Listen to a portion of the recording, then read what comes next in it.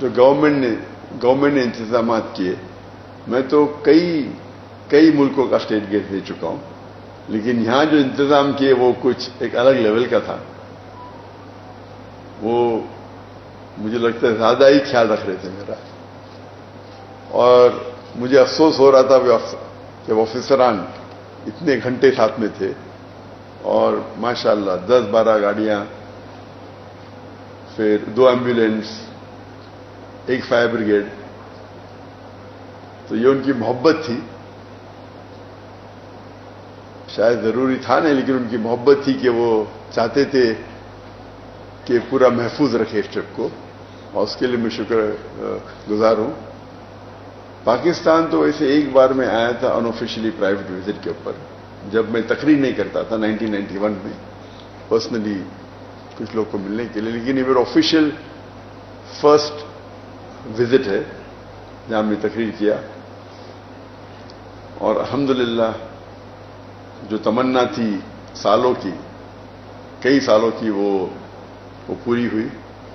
دیر تھی لیکن ماشاءاللہ دیر تھی، لیکن جس طریقے سے لوگوں نے استقبال کیا، اور خصوصاً جتنے مذہبی اداروں نے، میں نے سینکڑوں ٹور کی. میں لاسٹ 30 سال کی میری جو زندگی ہے دعوتی میدان کی، جب میں فرسٹ ٹور کیا تھا 1994 میں، لیکچر ٹور، اور یہ 30 سال ہو گئے.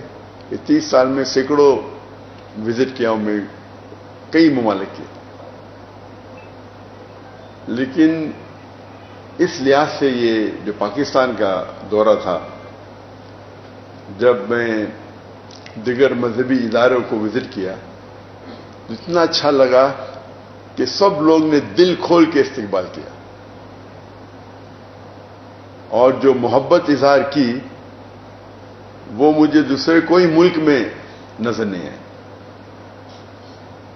اور ہم جانتے ہیں کہ مسلمان کے کئی ڈفرینٹ ادارے ہیں، مسلک ہے، فرقے ہے، لیکن اس باؤنڈری کو توڑتے ہوئے جو قرآن مجید کی آیت جو اللہ تعالیٰ فرماتے سورہ عمران میں، سورہ نمبر 3 آیت نمبر 103 میں، وَاعْتَصِمُوا بِحَبْلِ اللَّهِ جَمِيعًا وَلَا تَفَرَّقُوا، کہ اللہ کی رسی کو پکڑو اور آپس میں نہ بٹو. تو اس کا اظہار یہ ٹرپ میں مجھے محسوس ہوا کہ کس طریقے سے، جب صرف کیونکہ میں دائی ہوں، یہ نہیں دیکھا کہ ذاکر کدھر سے آ رہا ہے یا کون سے مسلک سے اس کا واسطہ ہے، کیونکہ وہ دائی ہے اللہ کا، دل کھول کے میرے استقبال کیا. اور یہی چیز ہے جو اللہ اور اللہ کے رسول کی بات جو مسلمان کو ایک کر سکتی ہے.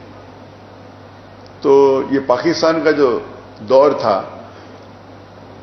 مجھے کئی سالوں سے آنا تھا، لیکن جب میں تقریر کرنے لگا تو حالات کی وجہ سے انویٹیشن تو سینکڑوں آئے، لیکن جب میں ہجرت کی انڈیا سے ملیشیا اتر جایا، اور جب 2019 میں نے ڈیسائیڈ کیا کہ انڈیا واپس نہیں جانا ہے، تو اس وقت میں نے سوچا ابھی پاکستان وزٹ کرنے کا سمے آ گیا ہے. تو اس ٹائم ڈیسائیڈ کیے تھے آنے کے لیے اکتوبر 2020 کو، لیکن انفارچونیٹلی کووڈ آ گیا، اسی لیے وہ ٹرپ پسپون ہو گئے، اور ابھی 2024 میں ادھر ہوں. حالانکہ جب میرا دورہ ہوتا ہے تو 1 یا 2 ہفتے کے لیے ہوتا ہے. تو جب انویٹیشن آیا 4 ہفتے کا، تو میں بولا انشاءاللہ، کیونکہ کافی لوگ ملنا چاہتے ہیں مجھے، تو یہاں وقت زیادہ دینے پڑیں گا. لیکن یہاں آنے کے پہلے اتنے سینکڑوں انویٹیشن آئے، نہ ہی صرف مذہبی آرگنائزیشن سے، یونیورسٹی سے، لوگوں سے، اور یہاں آنے کے بعد اس کی تعداد اور بڑھ گئی.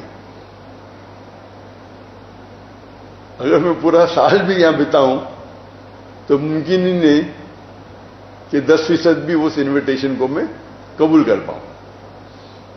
انیشیل پلان تھا صرف 3 سٹیز کو وزٹ کرنا، کراچی، لاہور اور اسلام آباد، لیکن انویٹیشن اتنے آئے کہ پھر ہم نے سیالکوٹ اور فیصل آباد کو بھی ہمارے ٹرپ میں انکلوڈ کر دیا.